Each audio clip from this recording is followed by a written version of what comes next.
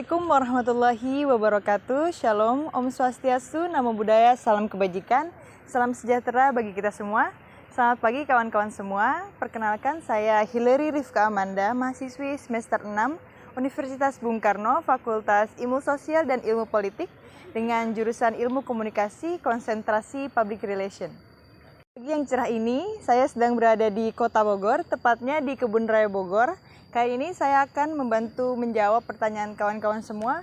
Apakah benar Kebun Raya Bogor ini, atau biasa disingkat dengan KRB, adalah kerjasama antar bangsa? Sebelum saya menjawab pertanyaan tersebut, kita harus sama-sama tahu bahwa Kebun Raya Bogor adalah hutan buatan yang awalnya akan dipergunakan untuk dijadikan tempat mengumpulkan berbagai tumbuh-tumbuhan yang berguna bagi pengobatan.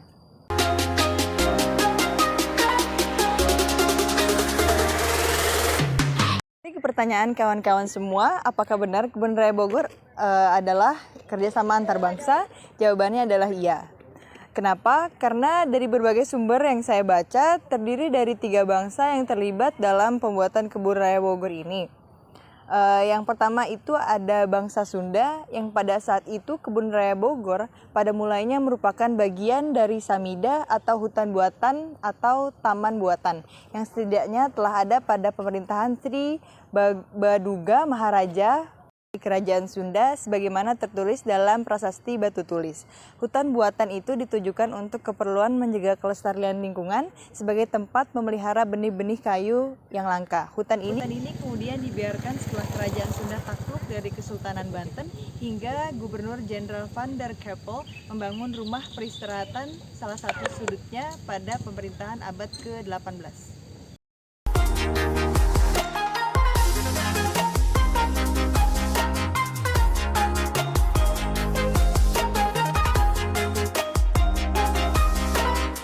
Yang kedua ada bangsa Inggris. Pada awal 1800-an, Gubernur Jenderal Thomas Stamford Raffles yang mendiami Istana Bogor dan memiliki minat besar dalam botani, tertarik mengembangkan halaman Istana Bogor menjadi sebuah kebun yang cantik.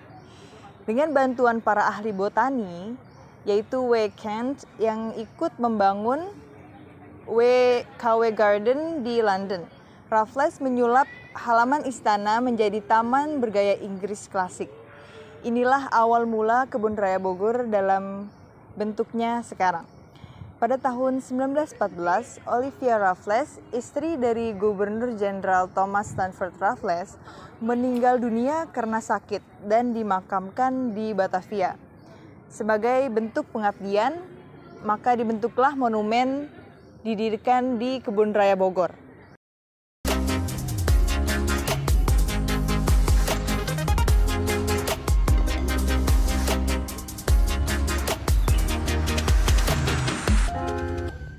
Yang ketiga ada bangsa Belanda Jerman, yaitu Baron van der Keppel pada bulan Agustus 1816 resmi ditunjuk sebagai Gubernur Jenderal yang baru.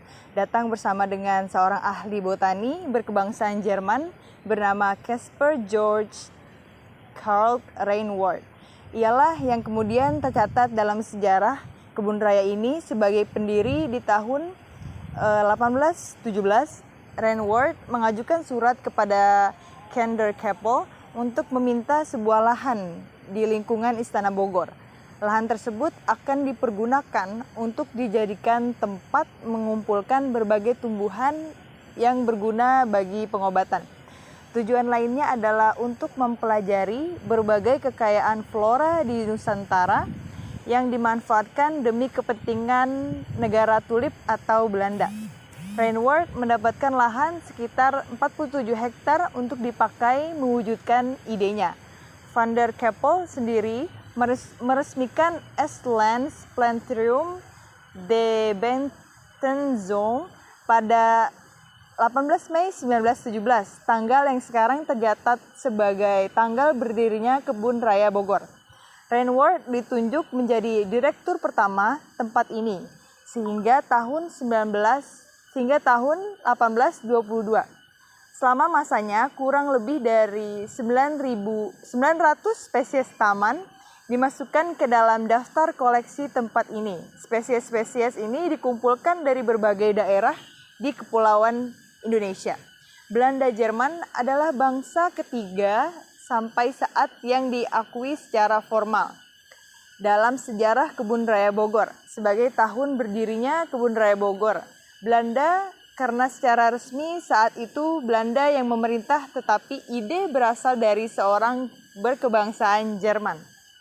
Setelah mengalami berbagai peralihan dari Jepang ke Belanda, baru pada tahun 1949 tempat ini kembali ke pangkuan bangsa Indonesia. Pada saat itulah tempat nama ini berubah menjadi Kebun Raya Bogor. Direktur Indonesia pertama adalah Kusnoto Setio Wirjo, yang terlihat dalam banyak cerita mungkin hanya 3 bangsa Sunda, yaitu bangsa Indonesia, dan bangsa Jerman Belanda. Ketiganya memiliki ide yang kurang lebih sama untuk tempat yang sama pula. Meskipun demikian, sejarah Kebun Raya Bogor memperlihatkan bahwa banyak bangsa yang terlibat secara langsung ataupun tidak secara langsung dalam pengembangannya. Juga dalam mempertahankannya, bahkan dari bangsanya sendiri. Kalau keterwakilan bangsa bisa dilihat dari spesies tanaman, masih banyak bangsa lain yang sudah menyumbangkan sesuatu di Kebun Raya Bogor ini. Contohnya kelapa sawit dari Afrika Barat, kina dari Peru, teratai raksasa dari Sungai Amazon. Nama-nama tersebut mewakilkan sebuah bangsa karena tentu untuk mendapatkannya perlu tenaga dan pengetahuan rakyat setempat. Sepertinya Kebun Raya Bogor masih akan terus mengundang berbagai bangsa untuk terus datang ke tempat ini di masa yang akan datang. Mungkin sampai di situ saja kawan-kawan penjelasan dari saya. Kurang lebihnya mohon maaf dan sampai bertemu di video selanjutnya. Wassalamualaikum warahmatullahi wabarakatuh.